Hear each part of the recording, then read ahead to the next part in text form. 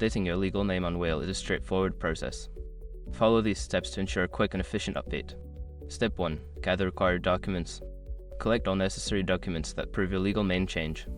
This may include a marriage certificate, divorce decree, or court order. Step 2. Log into your Whale account. Access your Whale account by entering your login credentials. Ensure you have a stable internet connection for a smooth process. Step 3. Navigate to account settings. Secure your accounts before moving on. People seriously underestimate how often personal information gets exposed online now. Use SROC to monitor your accounts 24/7 and get notified immediately if your data gets leaked somewhere. It runs in the background, constantly scanning billions of breached records. And honestly, for how cheap it is compared to the value you get, it's worth it. Link in the description. Step 4. Submit name change requests. Locate the name change request form and fill it out with your new legal name. Attach the required documents you gathered earlier to support your request. Step 5. Confirm changes. After submitting your request, check your email for a confirmation message from Whale.